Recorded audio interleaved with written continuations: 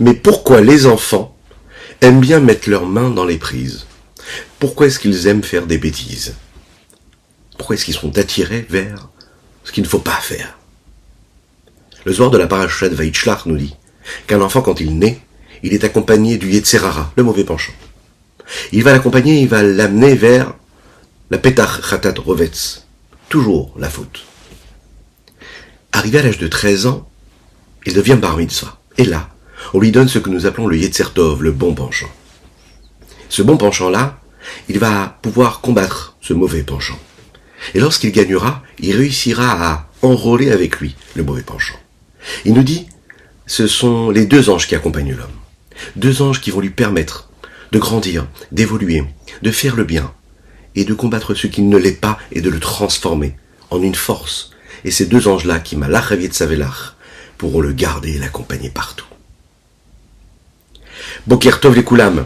Bonjour à toutes et à tous. Je suis infiniment heureux de vous retrouver en cette magnifique matinée que Dieu nous offre sur la terre. J'espère que vous allez bien.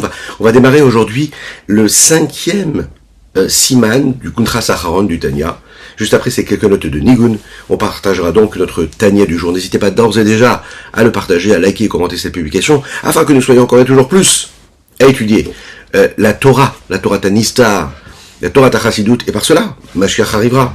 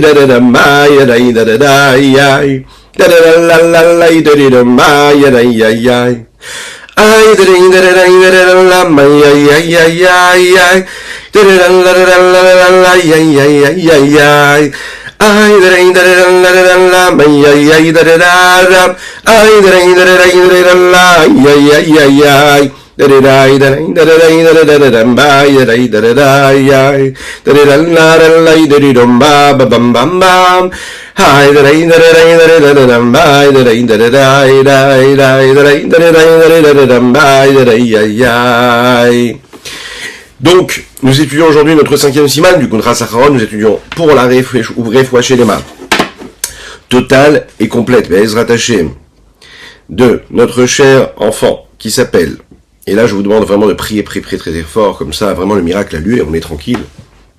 Odélia Bracha, Bat Devorah Léa Yehudit. Oui, c'est possible, puisque la tfila, elle nous permet de changer complètement tout. Donc, n'hésitez pas à prier pour cette petite enfant-là. Au Hachem, nous avons des bonnes nouvelles, donc ça c'est très bien. Il faut continuer. Nous étudions pour la Refoua Shelema d'Avraham Nissim ben Sultana. Nous étudions les Nishmat Avram ben Yosef Erina Fitoussi, le Nishmat Nissim ben Esther Geta, pour le Nishmat Avihu Mori Alav Shalom. Alors il y a les halachot, les lois, et dans ces lois il y a des petits détails. Est-ce qu'on doit chercher à comprendre les petits détails? Oui, bien sûr. Nous l'avons dit hier, quand on étudie la halacha ici-bas, on réussit à faire descendre la lumière qui est la plus haute possible. Le dévoilement du divin, de la meilleure des manières, la plus épanouie possible, ça se fait quand par exemple, on étudie les halachot, les lois qui concernent les actions. Vous l'avez prêté à halachot de l'âge qui réclame. Maintenant, ces mitzvot-là qui sont vraiment très peu communes, qu'on n'a pas du tout l'habitude d'être confronté à elles. Si par exemple c'est un cas qui est isolé, et qu'il y a une halakha qui vient nous parler de ce cas isolé, qui nous dit comment est-ce qu'on doit se comporter dans le cas isolé. Il est même fort probable que ce soit des halakhot qui concernent des actes, des moments de vie qui n'ont jamais eu lieu en fait. Et qui ne vont parfois même jamais avoir lieu. Des possibilités qui sont complètement en dehors de tout ce qu'on pourrait imaginer. Et bien il nous dit ici, Mikol Sheken, chez Loïoula Tilavo, encore à plus forte raison qu'ils n'auront jamais eu lieu, comme par exemple, Kemo Praté Dinim Pigoul Chayigavna. Nous avons parlé de ces dinim là, de ces lois qui concernent le Pigoul. Vous savez que quand tu auras Mashiach, au moment de la Géoula, le monde sera un monde qui sera, Bezrat Hashem, réparé, qui sera poli, raffiné. bien plus que quand il y avait bien plus que quand il y avait le Beth Amikdash qui était présent. On va vivre quelque chose de nouveau, d'encore plus fort, d'encore plus puissant.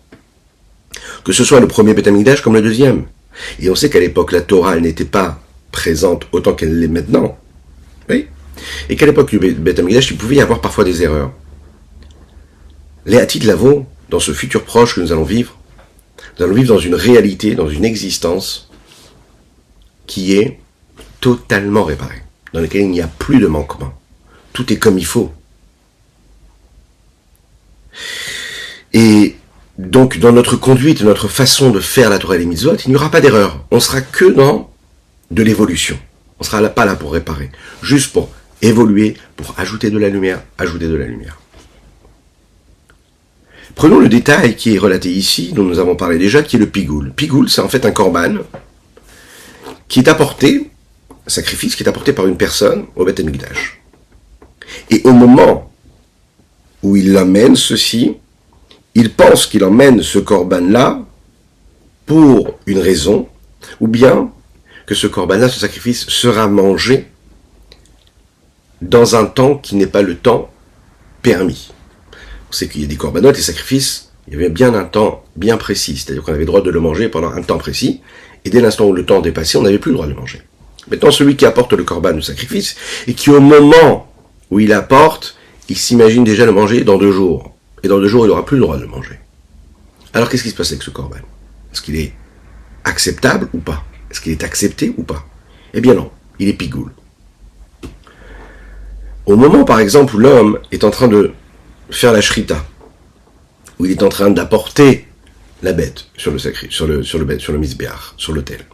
Toutes ces étapes-là, il faut qu'il y ait une machashava, une pensée, qui soit limpide, qui soit claire, qui soit toujours dirigée vers la même chose. Il ne faut pas qu'il pense à quelque chose d'autre qui corresponde à ce qu'il est en train de faire, dans le sens où il ne faut pas que ce soit une pensée qui l'amène à se dire « je suis en train de faire un autre korban, je vais manger à un autre moment ».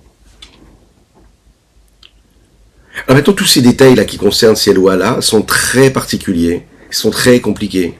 C'est-à-dire que ce n'est pas toutes les pensées qui vont être considérées comme pigoul. C'est une pensée particulière qui est particulière, dans laquelle il n'y a pas d'autres pensées en même temps qu'elle, et bien tous les sacrifices sont assujettis à cette précision-là, à cette loi, à ce détail. Donc en fait, la probabilité pour qu'un homme se retrouve à cette situation, elle est très minime. Et pourtant, on voit qu'on nous parle de cette halakha-là. Et pourtant, il y a des lois, il y a des textes qui ont été écrits dessus, qu'on peut passer des heures à étudier.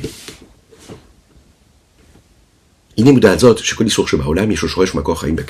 savoir qu'en fait, en réalité, même si c'est pas encore arrivé, même si ça n'arrivera pas, il faut savoir que tout interdit qui vient dans le monde, toute existence d'un fait interdit, a une source, a une racine vivante dans les clipotes, dans les écorces.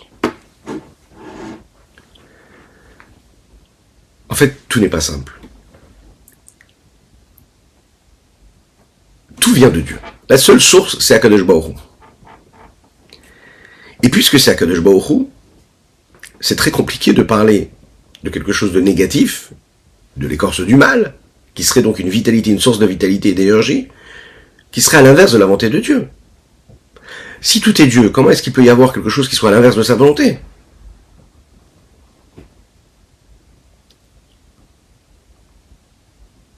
En fait, pour comprendre cela, on doit saisir ce que veut dire l'exil de la Shrina.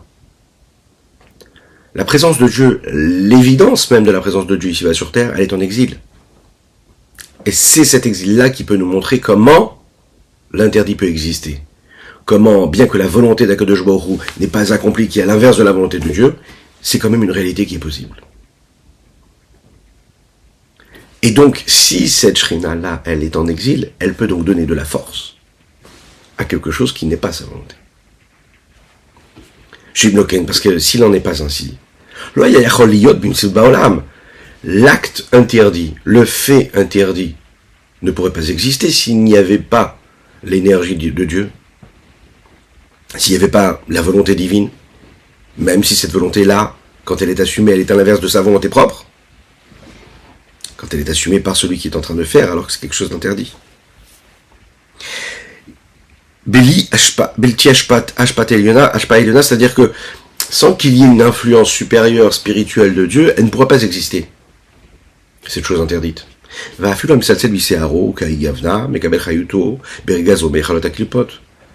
Ici, c'est l'expression que nous donnons ici, celui qui se coiffe les cheveux. Bon, ça apparaît dans le Midrash, et ça représente en fait tout ce qu'on peut recevoir ici-bas sur Terre, de vitalité, d'énergie, tout en faisant quelque chose qui est à l'inverse de la volonté de Dieu, ce qui peut paraître improbable. Et pourtant, c'est ce que nous vivons, malheureusement, dans cette galoute tous les jours. Lechaim, lechaim.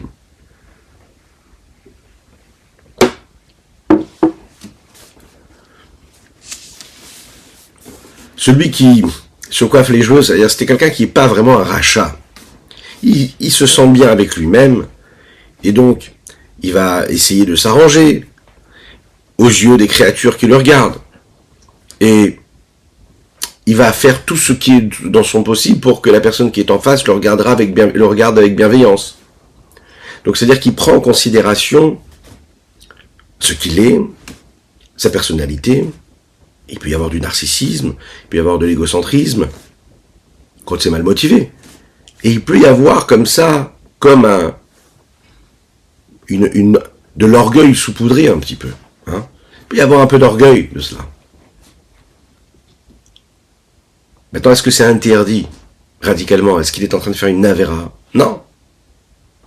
Mais ça n'est pas vraiment ce qu'un homme il est censé faire. Pourquoi? Parce que celui qui est en train de faire comme ça, qui de se comporter comme ça, qui fait attention à lui, pas dans le sens par rapport au respect des gens, mais qui fait trop attention à lui, qui est trop tourné vers sa propre personne, eh ben il va se passer qu'à ce moment-là précis, il est en train d'oublier ce qu'il est censé faire ici-bas sur Terre, à savoir de permettre l'unicité de Dieu, l'union de Dieu, avec toutes les énergies qu'il y a dans la créature. Quand tu penses à toi, tu ne penses pas à Dieu. Il faut réussir à penser à soi à travers ce que je peux faire pour m'unir à Dieu. Celui qui pense à lui, à son bien-être sans penser à la mission qu'il a à accomplir grâce à son bien-être, eh bien, il perd le message. Il s'égare. Même si c'est un homme qui n'est pas rachat, qui ne fait pas la vérote. À ce moment-là, il n'est plus attaché à Dieu. Donc, à ce moment-là, ouais, d'où reçoit-il ça? Sa vitalité, son énergie. Et il la reçoit de ce que nous appelons le palais des clipotes, les écorces. C'est des vitalités divines qui existent. C'est ce qui permet à chaque chose d'exister. Mais il ne va pas recevoir de la Kedusha, il va recevoir de l'impureté. Ça, c'est négatif. Lechaim, lechaim.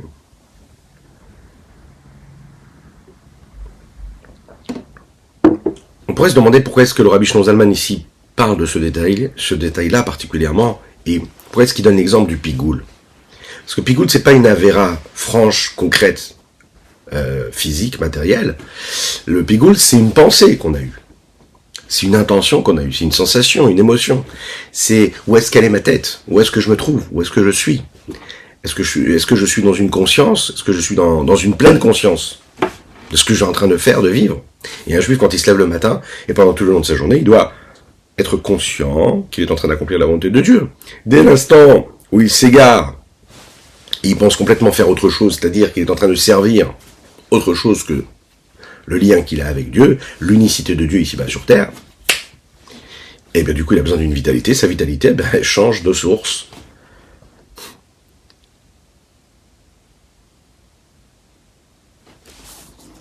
Donc faire très très attention à nos pensées aussi également. Car c'est la raison pour laquelle même les petits détails des interdits qui ne sont pas encore actés ici-bas, qui ne sont pas accomplis dans ce monde matériel, mais comme la racine première de la vitalité se trouve dans une réalité concrète qui est celle des clipotes. Pas seulement ce qui arrive en réalité, mais même tous les petits détails qui ne pourraient jamais arriver, pour plein de raisons, mais qu'il y a quand même une possibilité que ça puisse arriver, qu'il y ait une possibilité, eh bien, et que ça n'arrivera jamais. Gogon, comme par exemple. Ta'out, ushgagod, sheta'a vekara la teshi asiri chulecha gavna. Vous savez que dans les lois du Maaser, il faut prélever, quand on reçoit quelque chose, il faut prélever ce que nous avons reçu. Il faut prélever la dîme, la donnée, la tzedaka. L'époque du Beth Amikdash au Beth Amikdash. dans les lois qui concernent les animaux, il fallait prélever la dîme. Et comment est-ce qu'on prélevait la dîme? Eh bien, on prenait par exemple un enclos, on mettait tout le troupeau. Au bout du troupeau et de l'enclos, on mettait une petite porte, bien étroite. Et le responsable le propriétaire se mettait devant cette petite porte, étroite. Et quand les animaux sortaient l'une après l'autre, il les comptait l'une après l'autre. En mettant un troupeau de 50, 100, 200, des fois 700, 1000 bêtes. Comment vraiment compter le maaser? Donc il faisait passer une bête après l'autre. Et à chaque fois qu'il avait la 10e bête qui passait, eh bien qu'est-ce qu'il faisait? Il mettait un petit signe dessus, un peu de peinture, de couleur, et de cette façon-là, elle était considérée comme le maaser. Et il a laissé grandir, et une fois qu'elle était bien comme il fallait, là il pouvait la porter. Maintenant la question qui est abordée, et les questions on pourrait dire, qui s'investissent énormément quand on étudie la Mishnah, quand on étudie le Talmud, c'est comprendre quelle est la décision que l'on doit apporter, quelle est la solution que l'on doit apporter lorsque, par exemple, une personne est en train de compter, et quand il arrive au 9e, il s'est trompé, il a compté, il a dit le 10e. Il ne sait plus quoi faire, il ne sait plus où il en est. Par exemple, le 10e, il a appelé 11e, il a compté 11e. Ou bien le 12e, etc. Est-ce que le fait que j'ai donné comme appellation à ce petit mouton qui vient de passer, que je l'ai appelé 10e, ça le rend donc kadosh? Et donc celui-ci, même si je me suis trompé, je devrais quand même le donner au Beth Amikdash, parce qu'il est kadosh, il est saint et sanctifié. On sait que quand on sanctifie quelque chose, eh bien, ça ne peut plus être utilisé pour du profane, pour une vie normale, pour chacun et chacune. Non, c'était consacré pour le Beth Amikdash. Ou bien est-ce que je vais dire que non? Comme le 10e, ça n'est pas le 10e parce que je suis à la 9e bête, et que c'est le 10e qui est considéré être celui qui est sanctifié pour le Beth Amikdash et considéré comme être le maaser, alors je vais dire que c'est le chiffre qui donne l'importance à la chose, et non pas ce que j'ai dit. Bon, c'est une question qu'il y a dans le Talmud, à laquelle on pourrait se poser. Imaginez un petit peu que vous êtes en train de compter vos millions. Bon, vous les comptez pas pour être fiers de tout ce que vous avez, hein, au Hachem. Vous comptez vos millions, vos milliards, Bezrat Hachem, parce que vous vous dites, faut que je donne le maaser. Il faut pas se tromper. Imaginez, vous êtes au 9e, vous pensez que vous êtes déjà au 10e. Ou bien vous êtes au 10e, vous pensez que vous êtes encore au 9e. C'est dommage. Donc c'est des halachot qui sont très précises. Dès le cher, ben mesiliot klipa shoralzé. Attends, comment est-ce qu'on pourrait dire que j'ai vraiment fait une avéra quand j'ai fait ça? Non, c'est pas de ma faute, et puis j'ai pas voulu faire mal, et puis il n'y a même pas de mauvais dans ça, il n'y a pas de malveillance, il y a juste une petite erreur dans la mitzvah que je suis en train de faire. Alors quoi, on va dire qu'il y a de la clipa dessus, qu'il y a une écorce négative qui est dessus. Et il est même fort probable que même dans l'enceinte des grands palais de toutes ces clipotes, de toutes ces écorces négatives, peut-être qu'il n'y a même pas en fait une source pour cette et une racine pour cela. Ici viennent, entre parenthèses, les mots qui vont être dits par le Tzemar Tzedek, qui est le petit-fils du Admor HaZaken, Rabbi Shimon Zalman de Liadi, et qui est le 3e rabbi de la Chassidut Rabbah. Hagam Admor Bal Tzemar Tzedek Zichrono Livracha Nishmoto Eden. Une note. Nireli Mashekotev. Il me semble que ce que le Admor HaZaken écrit, Veyuchal Liot. Qu'est-ce que ça veut dire, Veyuchal Alma de Labrerale, ça veut dire qu'il n'a pas le choix. Il dit, excusez-moi, pas qu'il n'a pas le choix, c'est que c'est pas assez clair pour lui. Le langage du Admor HaZaken ici, elle pourrait paraître, à nos yeux, bien sûr, particulière, parce que, qu'est-ce que ça veut dire, Yachol Liot? Ou bien il y a une réalité, ou il n'y a pas de réalité. Qu'est-ce que ça veut dire quand le Admor HaZaken nous dit, il est fort probable, il est possible qu'il n'y ait même pas de possibilité d'existence, de source, pour cette probabilité-là que j'ai eue au moment où j'ai eu la pensée qui n'était pas bonne quand j'ai fait la mitzvah. Ou il y a pas.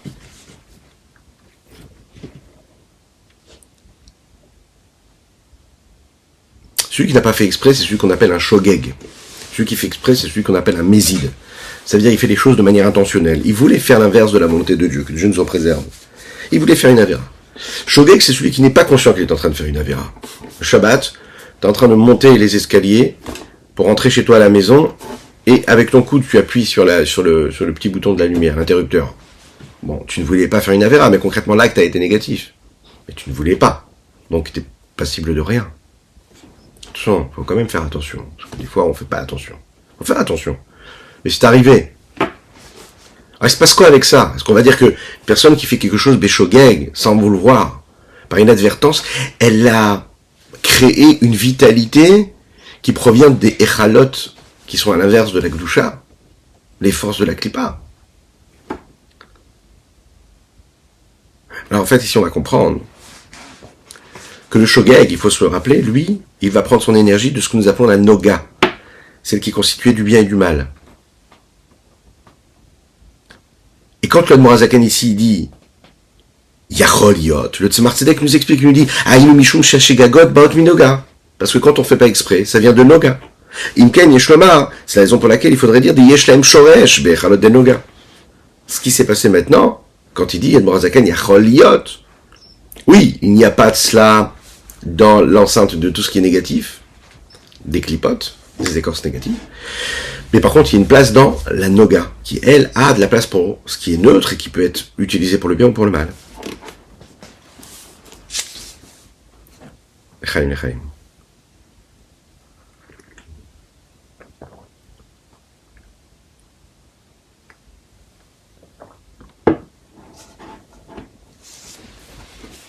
C'est très très très particulier et très très intéressant de parler de ce domaine-là de la Klipat Noga, parce qu'en fait, elle fait référence, c'est nuancé, on est toujours à la limite. Hein, le bien, c'est le bien, le mal, c'est le mal. Maintenant, quand on est entre les deux, c'est-à-dire que quand on a une énergie, on a un moment de vie, une pensée, et en fait, la décision ne va pas se faire par rapport à ce que je suis en train de faire ou pas, elle se fait dans l'intention que j'ai dans ce que je suis en train de faire. Je le fais pour moi ou je le fais pour Dieu? Ben, je le fais, l'acte je l'ai fait, mais je l'ai fait pour moi. Ben, ça tombe dans dans les forces de l'impureté. Je l'ai fait pour Dieu, ben, je l'ai sanctifié. Et je peux étudier la Torah, je peux faire la tfila, je peux faire une mitzvah. Je l'ai fait pour moi, ben, je fais tomber ça.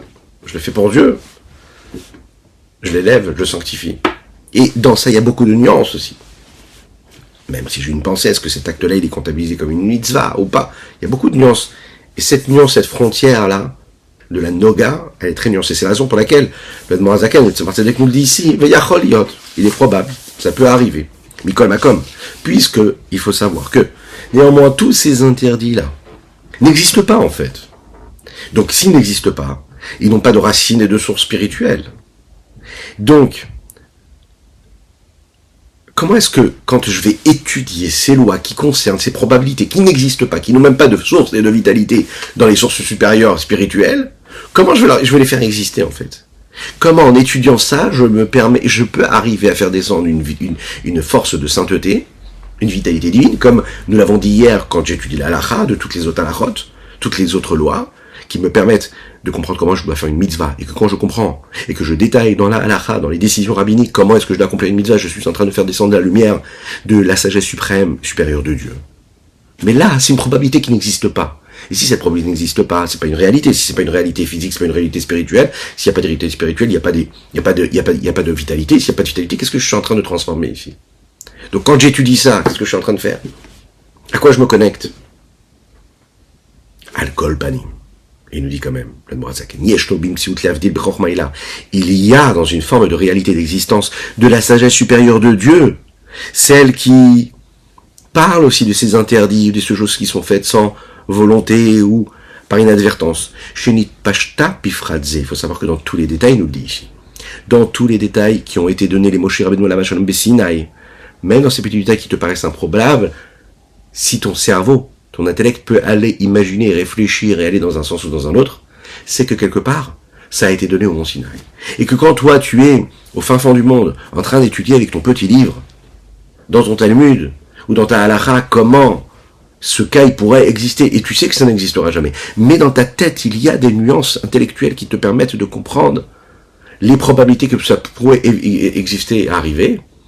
Eh bien, toute la richesse infinie qu'il y a dans cette intelligence-là, dans cette sagesse-là, dans cette recherche-là, eh bien, tu la tires d'où? De la Chormaïla, de la sagesse suprême, qui, elle, a donné naissance et qui nourrit et qui vitalise toutes ces lois, ces détails qui ont été donnés au Mont Sinaï.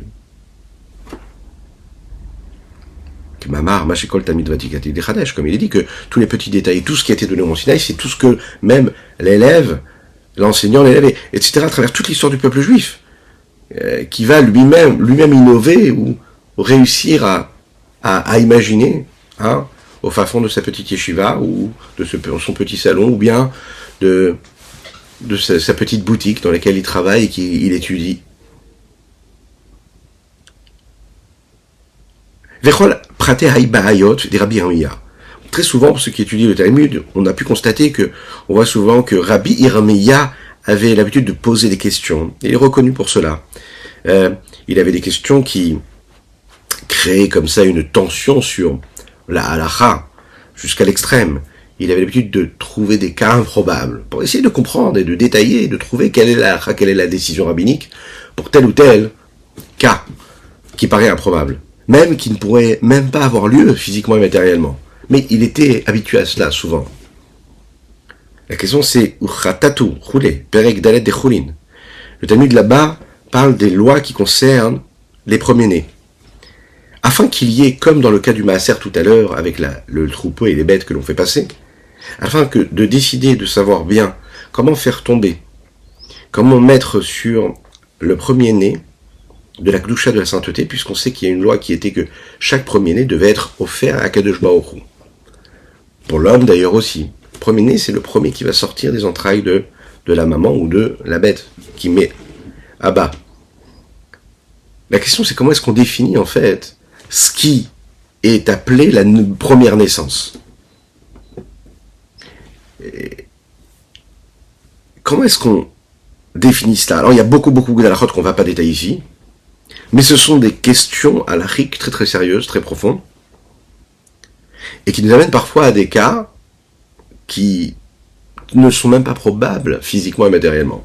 Ça n'est jamais arrivé. On va prendre tous les vétérinaires, on fait le plus grand des colloques mondial, on leur demande, dites-nous, est-ce que vous avez été confronté à telle ou telle situation? Est-ce que le petit animal est sorti comme ça? Ou est-ce que l'enfant est sorti comme ça? Etc. Parce qu'il faut savoir faut que ça sorte, un petit détail, même si on ne va pas rentrer dans tout, il faut que l'animal sorte de manière naturelle.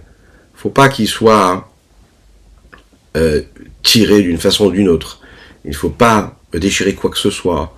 Il faut que ce soit assez précis pour qu'on puisse faire ce que nous appelons le rachat du premier-né. On sait par exemple qu'un enfant qui naît par césarienne, il n'y a pas de rachat du premier-né. Que Hachem fasse que tout le monde soit en bonne santé. Bezrat Hachem. Parce que la Chokhma, il a la sagesse supérieure suprême, quand elle descend et qu'elle se révèle, qu'elle se dévoile à un niveau d'infini, et qui va toucher même ce que l'on peut appeler ici, ce qui est le concret. L'infini peut toucher le concret, et il peut même être dans le concret sans être. Voilà, ça on peut le comprendre. Il faut savoir que Yesad Barta, il est dit comme ça dans le Zohar que Abba Yesad Barta, le père, c'est quoi le père? C'est-à-dire la Chokhma, la sagesse, amène et engendre et met en processus de naissance, si on veut, Barta, le fils. Excusez-moi, pas Barta, Barta c'est pas le fils, c'est la fille. Et cette fille-là, c'est ce que nous appelons la Malchut, la sphère de Malchut. Et bien qu'il y ait en fait un décalage énorme entre la Chokhma et la Malchut, puisque la Chokhma c'est tout en haut et Malchut c'est tout en bas, et bien la Chokhma c'est les prémices, c'est le premier, c'est le responsable de ce qui va se passer tout en bas. Et il y a un lien direct avec la Malchut, parce que la Malchut, c'est elle qui acte physiquement. Quand on dit physiquement ici, c'est elle qui va acter le transfert, c'est elle qui va recevoir, après le processus et l'enchaînement des différents niveaux, des différentes sphirotes. Donc il y a un lien direct entre tout ce qui est tout en haut et tout ce qui est tout en bas. Umlubash, donc chaque détail se trouve, ou de la halakha, il se trouve en bas. Umlubash, et il y a, c'est-à-dire que la lumière de l'infini Samiswati qui se trouve dans cette Chokhma est habillée dans la Malchut. Quel monde? Dans le monde d'Atsilut. Umimena, Nimshach, Mitlabesh, Bebria Yitzharasia. Et de cette Malchut, là, elle va s'habiller dans les différents mondes, Bria Yitzharasia. Veloda, il est connu, qui est Nikat Aklipot Machwarem de Ser Sphirot de Gdusha. Kadosh Baruch Hu, il est bon, Kadosh Baruch Hu, il est saint, et il est la source de tout. Alors comment c'est possible qu'il y ait quelque chose de négatif qui soit là? La réponse, elle a été donnée que les clipotes, en fait, comment est-ce que ça nourrissent? Elles se nourrissent de ce que nous appelons les achoraïm, les parties arrière et inférieures des séphirotes. Les 10 séphirotes, ce sont les 10 réceptacles grâce auxquels Akadosh Baruch Hu est capable de donner des de l'énergie, de la vitalité, que ce soit à travers l'intellect, à travers l'amour, à travers la rigueur, etc. Et puisqu'il y a aussi des choses négatives qui ont besoin d'énergie, elles reçoivent leur énergie de la partie arrière des sphirotes. Ou Bifrat est particulièrement, Milevushim, elles se nourrissent des vêtements, c'est-à-dire de ces outils-là, de ces réceptacles, des sphirotes des Bria Yitzhirasia, particulièrement les sphirotes des mondes déjà de créatures, Bria Yitzhirasia, et non pas des sphirotes qui se trouvent dans le monde d'Atsilut, qui ne sont pas considérées comme des créatures. Et encore un petit peu plus précisément, au Bifrat, et comment est-ce que se nourrissent? Elles se nourrissent des 10 sphirotes des mondes de Yitzhirasia et pas de Bria. Pourquoi? Parce que ce sont des mondes qui sont beaucoup plus bas, Ameoravim, Aklipa Kanoda, qui eux sont dans ce mélange-là de bien et de mal, beaucoup moins que le monde de Bria, dans lequel il n'y a pas cette notion-là de mal encore. Chez Nikatem, Bifredatalevushim, et comment est-ce qu'ils se nourrissent? Ils se nourrissent du niveau de ces vêtements-là qu'il y a dans Yetzirah et Asiya. Plus le monde est bas, et plus en fait il a un contact avec la possibilité de négatif et de mal. L'idée, c'est qu'à la et quand maintenant, qu'est-ce qu'on va faire nous? On va étudier la Torah, on va étudier ça, la Halachot, on va les penser, on va les dire, on va les détailler, on va étayer, on va raffiner, on va dire ça c'est interdit, ça c'est permis, etc., etc. Alors on est en train de les séparer, de les extriper des clipotes, des forces de négativité, du négatif, pardon, et on les amène vers la sainteté. Comme il dit dans le Zohar, dans ces parties-là du Zohar, la Afracha, que le but de l'étude de la Torah, c'est quoi? Ben c'est justement de créer cette séparation-là, entre le bien et le mal, et c'est Akadosh Baruch Hu qui nous donne la force de cela, et pour cela.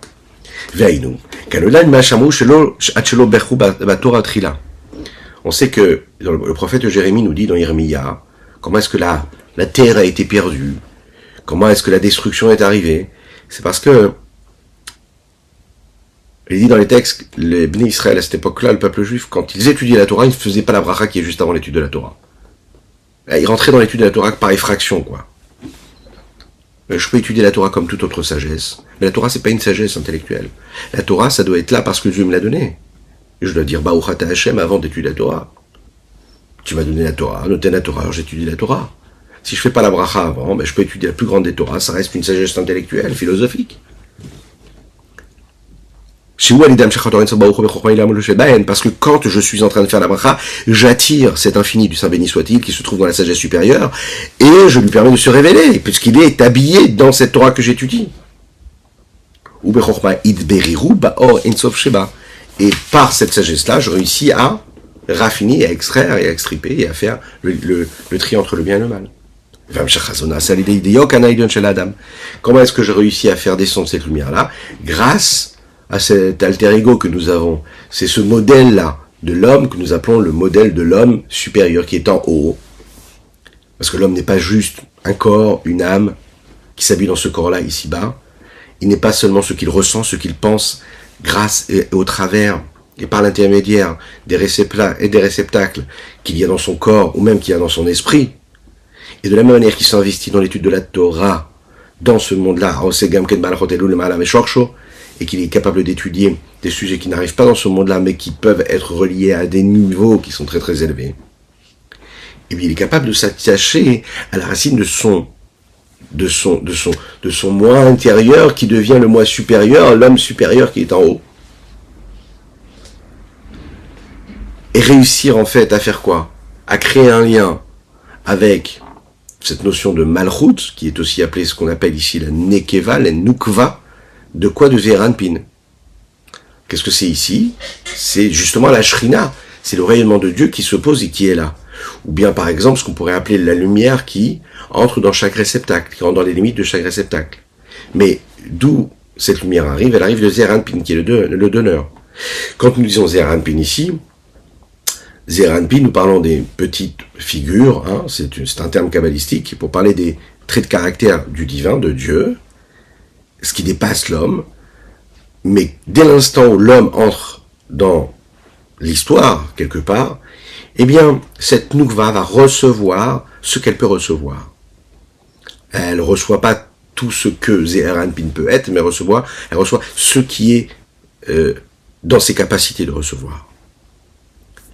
C'est la raison pour laquelle il va dire tout de suite, juste après, elle reçoit en fonction de Bria Yetzirah Asiya.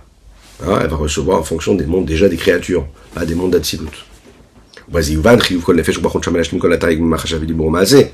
Vaste programme.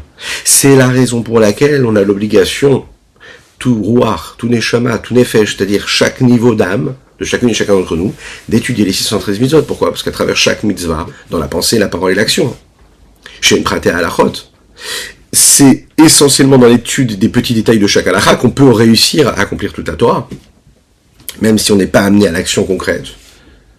Mais en étudiant chaque mitzvah, j'accomplis toute la Torah. Echaim, echaim.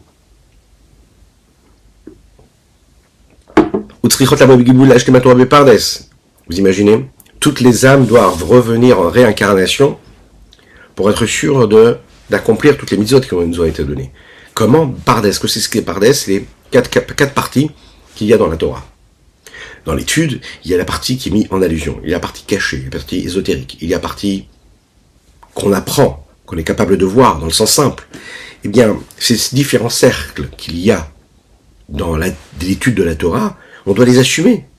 On ne peut pas se permettre comme ça, on n'a pas de temps. Ah oui, j'imagine un petit peu chaque sujet à 4 niveaux l'étudier. Donc, l'âme revient en réincarnation. Au tzrichot, la bobikilou lashlim, qui devrait collaborer la haine bikol repar, à répar. Et elles viennent en réincarnation également. Pourquoi? Mais pour réparer et pour faire ce travail de raffinement, extirper ces énergies divines qu'il y a, cette sainteté qu'il y a dans les 248 étincelles qui traversent les siècles, qui traversent les âmes, qui est en fait Shikomat Adam Shelema. C'est cette colonne vertébrale de cet homme parfait. C'est quoi? Les 613 niveaux globaux, mais aussi détaillés, qui sont les 248 membres et les 365 artères, nerfs, etc., qui correspondent aux 248 mitzvot positives et aux 365 mitzvot négatives. Ah bah là, mais dans un futur proche, quand on aura fini tout cela, bien, notre investissement dans l'étude de la Torah, ce sera que dans le côté positif. On aura transformé le mal, il n'y aura que du bien. Les ha'alot, nefesh ruach neshama mala mala d'Ensof, ce sera d'élever toutes les parties de l'âme. Donc, nefesh ruach neshama, encore plus haut et encore plus haut jusqu'à l'infini. Également, quand on se garde de faire et d'accomplir un interdit, eh bien, on élève tout cela à travers les rigueurs de la sainteté. Ou l'amtikan bachasadin, afin de les adoucir à travers la côté positif et la bonté qu'il y a dans les 248 mitzvot positives, et de faire en sorte que tout se mette au même niveau, que tout soit vécu au même endroit, et avec la même union et la même unicité. La Torah Kula, c'est la raison pour laquelle toute la Torah, que ce soit les commandements positifs comme les commandements négatifs, Nitzrit, c'est une Torah qui est éternelle dans ce monde-là, ici-bas, notre époque, dans l'exil, mais aussi dans un temps de libération et de délivrance, qui est la Géoula, Bichlal ou Bifrat, parce que dans toute sa totalité, à travers sa vérité, à travers sa sainteté, cette Torah-là, elle prendra une autre ampleur et une autre dimension lorsque Mashiach arrivera. Que ce soit à travers ce qui est permis, que ce soit à travers ce qui est interdit d'être accompli. Et comment? Quels sont tous ces détails-là d'où nous parlons? C'est des petits détails qui me permettent de ne pas faire ce que je ne dois pas faire. Et ces petits détails-là, ce sont les dérivés, ce sont les branches et les feuilles qui viennent de ces branches-là, de cette globalité, de tout ce qui correspond à la volonté d'Hachem, à sa Torah et à ses mitzvot. Il faut savoir que chaque petit détail de chaque interdit, il faut lui donner de l'importance, parce qu'il a une source première dans ce que nous appelons les 5 forces de la rigueur, de la sainteté. Comme chez l'homme, en fait, ici-bas, il a 248 membres et 365 artères. Et qu'est-ce que c'est, en fait, tous ces membres-là? C'est les moyens de transmission, c'est les outils. On pourrait appeler ça des outils, c'est les réceptacles qui sont dans le corps de l'homme et qui permettent au sang de traverser tout ce qu'il faut qu'il traverse dans le corps de l'homme, et quand il traverse toutes ses artères, etc., alors ça apporte de l'oxygène et ça oxygène le corps. C'est la même chose avec Dieu. Les 248 membres, les 248 mitzvot positives, c'est les 248 membres de Ze'er Anpin, du donneur de cette Evaré Malka, les membres du roi. Et les 365 interdits, c'est comme le sang, en fait, qui permet de faire vivre tous ces membres-là. Donc, toutes les mitzvot, lota assez, interdits, c'est le sang qui fait vivre les membres. Et même si, on pourrait croire que normalement une mitzvah positive, ça veut dire qu'elle est vraiment positive, et qu'elle est plus élevée que celle qui est négative, et là on voit que la vitalité qu'il y a lui permet d'aller beaucoup plus haut. Et si ça lui permet d'aller beaucoup plus haut, parce que sa source elle est beaucoup plus élevée, alors à ce moment-là, vous imaginez ce que ça veut dire. La vitalité qu'il y a dans toutes les mitzvot dépasse tout le reste. À très bientôt, c'était le Tanya du jour.